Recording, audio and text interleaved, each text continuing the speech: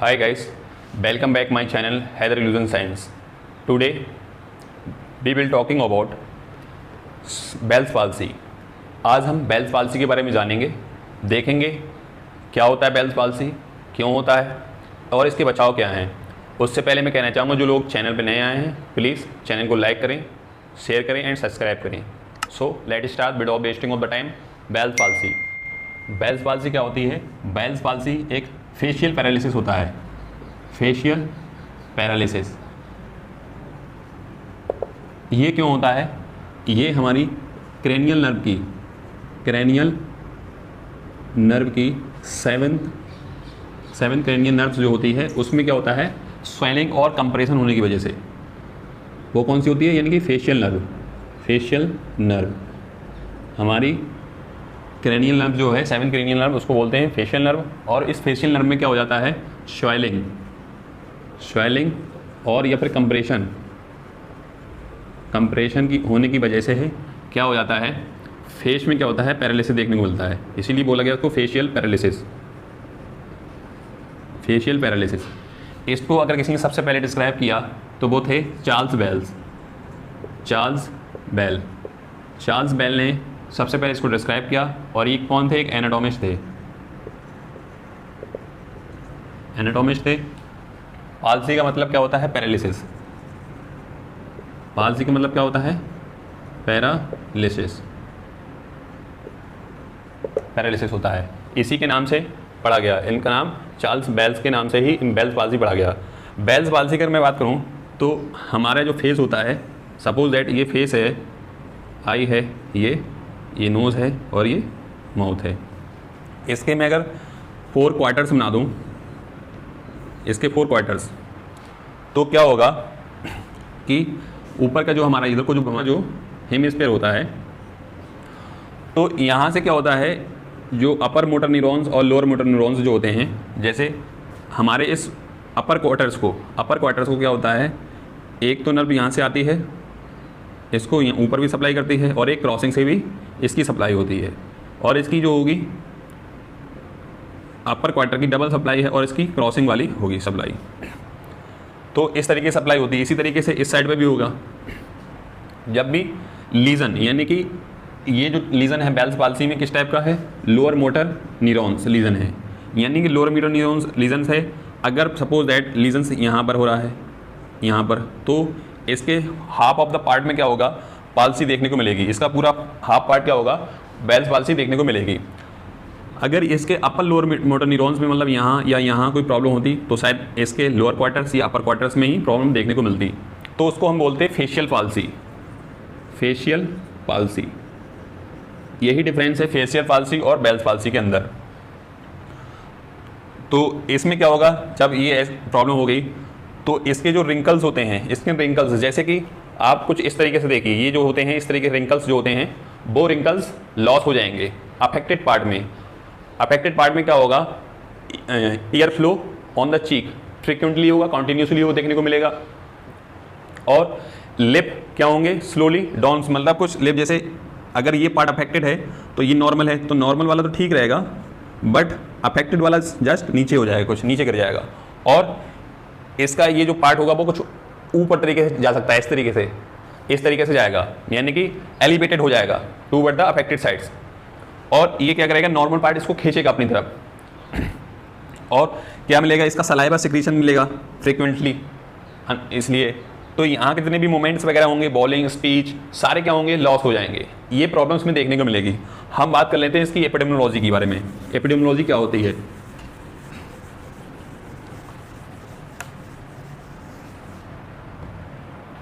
Epidemiology की बात करें हम,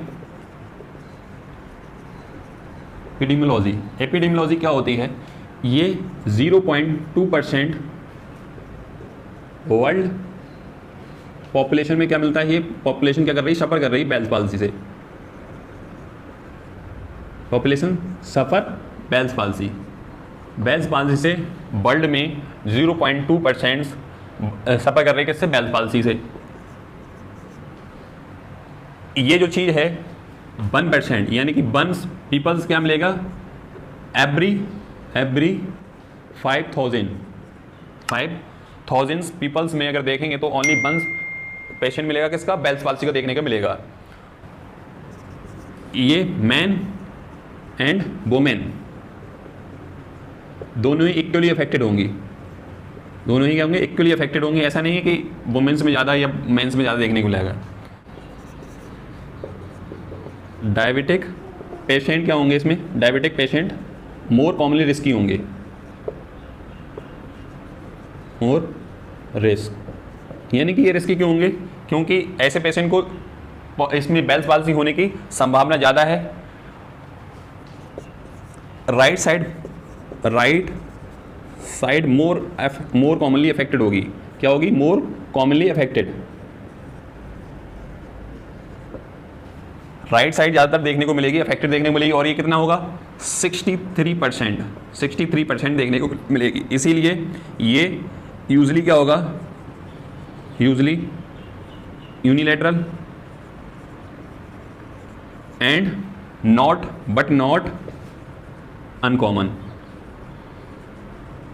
अनकॉमन क्या चीज, बाइलैटरल। ऐसा नहीं, बाइलैटरली जो होगी वो भी देखने को मिलेगी, लेकिन यूजुअली ज़्यादा देखने को मिलेगी हमको यूनिलैटरल देखने को, ये कंडीशन देखने को मिलेगी हमें। ज़्यादातर ये कंडीशन जो होगी देखने को जो मिलेगी वो हाई इंसिडेंस जो होगा,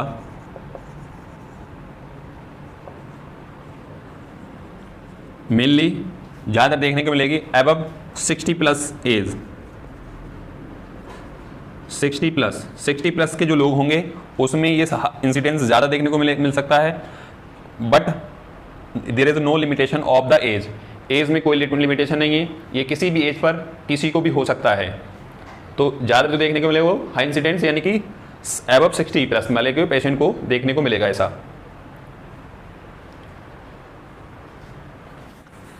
अब इसके बाद हम देखेंगे इसकी एटियोलॉजी, ये कैसे होता है हमारी बॉडी में। एटियोलॉजी ये बॉडी में कैसे होता है, पहली बात तो ये क्या है, एन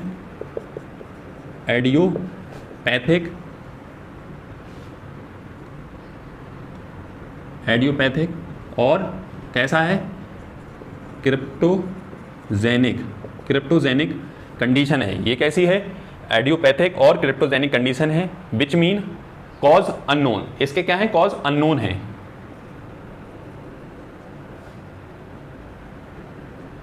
कॉज क्या है, अननोन है। इसका मतलब ये हुआ कि इसके कॉज अननोन है, यानी पता ही नहीं है इसका रीज़न क्या है। बट क्लिनिकली हम देखते हैं, सबसे पहले हम बात करते हैं वायरल इन्फेक्शन की। Number 1 viral infection. Viral infection के अंदर क्या क्या मिल सकता है, जैसे कि बताया गया herpes simplex virus. Herpes simplex virus इसको इसी की वजह से, इन्फेक्शन की वजह से ही देखने को मिलता है ये। दूसरा है एक्सेसिव कोल्ड। एक्सेस कोल्ड में मतलब अगर आप क्या कर रहे हो,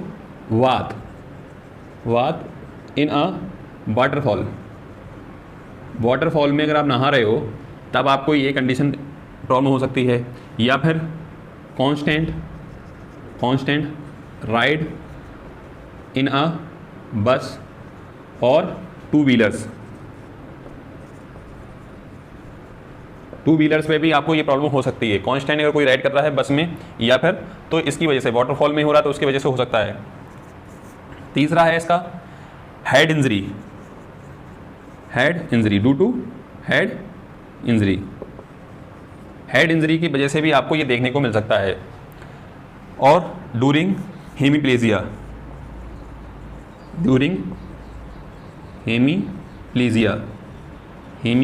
यानी कि इसमें क्या होगा, सर्कुलेटरी डिफेक्ट होगा इन द ब्रेन में सर्कुलेटरी डिफेक्ट होने की वजह से आपको ये चीज़ देखने को मिल सकती है। दूसरा हो सकता है कोई आपका सपोज दैट ईयर इन्फेक्शन हो जाए, ईयर इन्फेक्शन हो जाए, उसकी वजह से भी हो सकता है।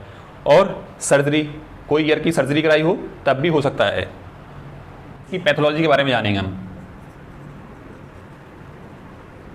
पैथोलॉजी वैसे भी मैंने आपको पहले ही बता दी पैथोलॉजी क्या होती है। इन्फ्लेमेशन होता है तो इसकी वजह से क्या होता है, ये आगे चलकर क्या स्वेलिंग होने की वजह से स्वेलिंग होने की वजह से क्या होता है, नैरो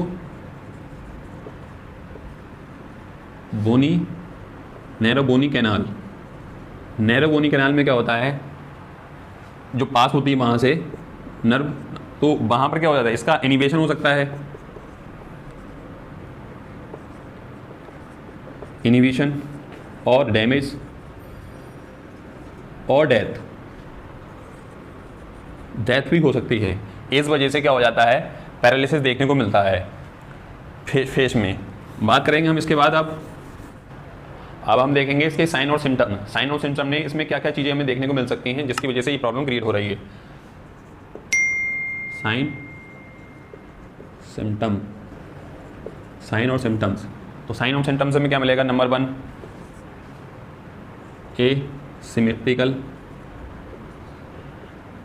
एसिमेट्रिकल क्या मिलेगा, फेस मिलेगा। दूसरा है आपका patients can not be rise,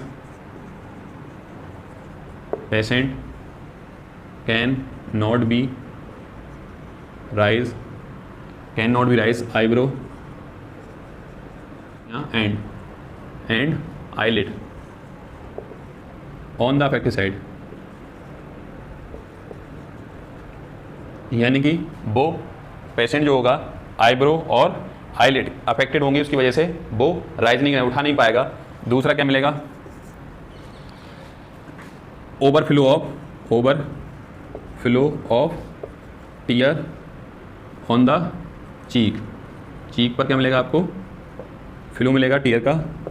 और क्या मिल सकता है, और आपको मिलेगा सलाइवा सिक्रीशन जस्ट आउटसाइड क्या मिलेगा आपको देखने के लिए, सलाइवा सिक्रीशन मिलेगा। नेजल फोल्ड क्या मिलेंगे, डिसेपियर मिलेंगे।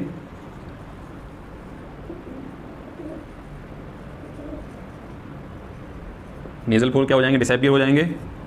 और साथ में क्या मिलेगा आपको देखने के लिए, फेशियल वीकनेस मिलेगी, देखने के लिए। आई बॉल जो होगी वो भी अच्छे से अपनी जो है रोटेट नहीं कर पाएगी,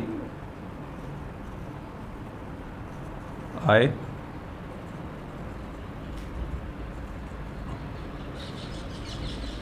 रोटेट, आई बॉल भी क्या होगी, अच्छे से रोटेट नहीं हो पाएगी। ये सारी प्रॉब्लम देखने को मिलेगी आपको।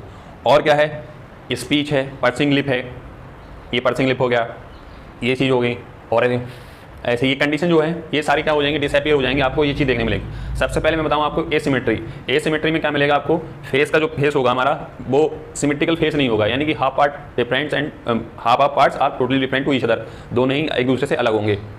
दूसरा मैंने बताया इसमें क्या है, आईब्रो और आईलेट्स क्या होंगे, अफेक्टेड साइड के राइज नहीं कर पाएंगे, यानी कि इस तरीके से हम करते हैं ये चीज़ जो है नहीं हो पाएगी, जैसे इस तरीके से ऐसे कंडीशन नहीं हो पाएगी।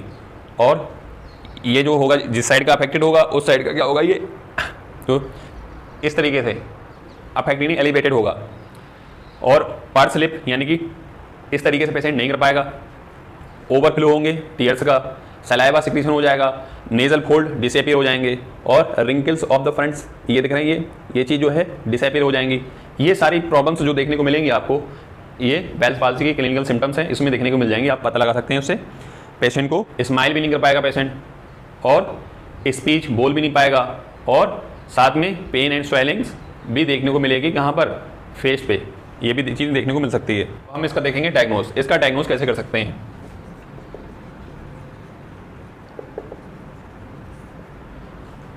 जैसे कि मैंने आपको बताया ये किस प्रकार का केस है, एक idiopathic and cryptogenic condition case है, यानी कि which means there is no, इसके कॉज अननोन है। तो इसमें हम क्या क्या कर सकते हैं, डायग्नोस के पॉइंट के व्यू से, यानी कि आप स्ट्रेंथ ड्यूरेशन कर्व्स देख सकते हैं, उसमें जो ग्राफ मिलेगा आप उसको उससे पता लगा सकते हैं कि डिजनरेटिव है या इनर्वेटिव है, इसका पता लगा सकते हैं। दूसरा आप एफजी टेस्ट करा सकते हैं, फ्रेडिक-एल्मिन टेस्ट, उससे भी आप इसका जो है डिनर्वेशन का पता लगा सकते हैं। तीसरा इसमें क्या कर सकते हैं, एनसीबी यानी कि नर्व कंडक्शन वेलोसिटी का आप पता लगा सकते हैं, उसकी डिक्रीज हो रही है इंक्रीज हो रही है, ये सारी इसमें चीज़ कराओगे आप। एक्सरे एंड सिटी स्कैन भी करा सकते हो, उससे आपको ट्यूमर है उसमें नहीं है, इस चीज़ का पता लगाते हैं। आज देख लेते हैं हम किसमें क्या क्या कराएंगे। नंबर 1 है आपका strength duration curve, strength duration curve कराएंगे। दूसरा है FG test.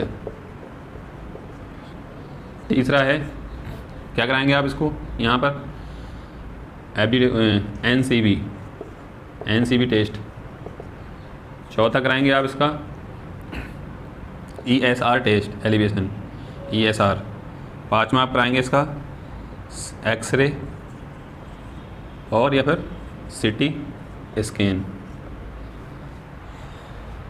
Strength duration curve में आपको क्या चीज़ देखने को मिलेगी, यानी कि इसमें आपको पता लगेगा पेशेंट का जो है डिनर्वेशंस देखने को मिलेगा, आपको पता लग जाएगा इसमें। इससे भी आप डिनर्वेशन मसल्स का इनर्वेटेड है और कितनी परसेंट है इनर्वेटेड और कितनी परसेंट नहीं है इसका पता लगा सकते हैं। एनसीबी मतलब नर्व कंडक्शन वेलोसिटी, इसकी वेलोसिटी क्या होगी इसमें अक्सर डिक्रीज होगी, आपको देख सकते हैं इसमें। ESR क्या होगा इसमें एलिवेटेड होगा, एलिवेटेड देखने को मिला। और इसमें इससे आप क्या डिटेक्ट करोगे ट्यूमर का डिटेक्शन आप इससे पता लगा सकते हो, इसकी वजह से नहीं हुआ कहीं। ये था डायग्नोस्टिक पॉइंट्स। अब बात करेंगे हम इसकी मैनेजमेंट की। मैनेजमेंट इसमें क्या क्या कर सकते हैं मैनेजमेंट का इसका, उसके बारे में हम बात कर लेते हैं।